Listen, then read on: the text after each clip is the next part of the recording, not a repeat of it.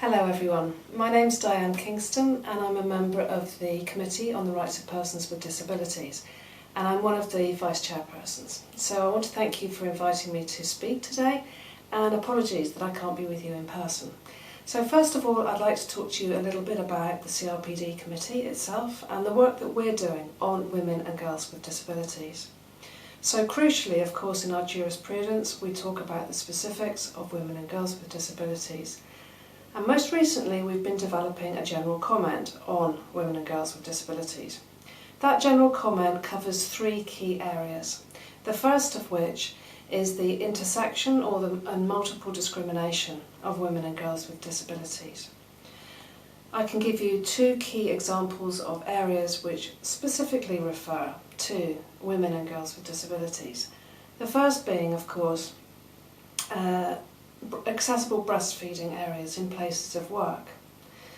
Of course, having a breastfeeding area in a place of work is good for a woman, with or without disability. But if that place is inaccessible, then a woman with disability cannot access that place. Another area could be, for example, the menstrual management of girls in schools with disabilities. So those girls have a higher dropout rate if they cannot access sanitation facilities within a school environment. The other two key areas that we're focusing on, but not exclusively, are violence against women, all forms of violence, exploitation and abuse. And the third area is sexual and reproductive rights and the right to found a family. And of course this is very pertinent to women and girls with disabilities in terms of forced or coerced sterilisation, abortion, contraception, and the right to found a family. This of course intersects with our Article 12 and our first general comment on legal capacity, especially as it relates to women and girls with intellectual or psychosocial disabilities. So I'd like to thank the CEDAW Committee very much indeed for your input into our general comment, and we would very much welcome any further information that you have as we're finalising our general comment for hopefully a public reading in our March-April session next year. Now, in terms of what you're doing, CEDAW Committee, on women and girls with disabilities, I have a few key messages that I would like to give you.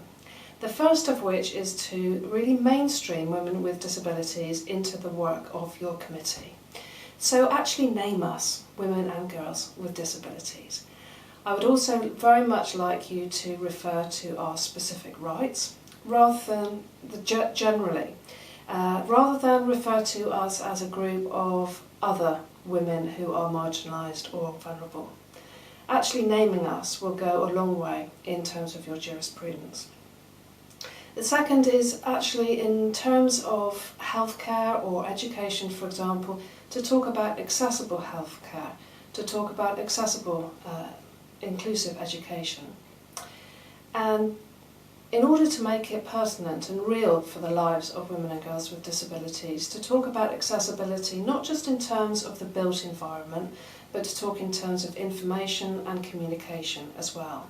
So to talk specifically about sign language interpreters for deaf women and girls, to talk about easy read formats for people with intellectual disabilities, and to talk about braille and large print for people who have visual impairment or are blind. Another area is that of data and statistics and the invisibility of women with disabilities. I would very much welcome you to recommend states parties in your concluding observations that they collect data, disaggregated data, specifically on women and girls with disabilities. And my final point is really to ask you very kindly if you would cross-reference the work of our committee, our jurisprudence, in your own concluding observations and further general recommendations or general comments. To talk about the work that we're doing would really enforce our work and would also complement and contribute to the treaty body strengthening process as a whole. So I wish you very well at this side event, and I wish you well for the rest of your CEDAW Committee proceedings. Thank you once again from me, Diane Kingston.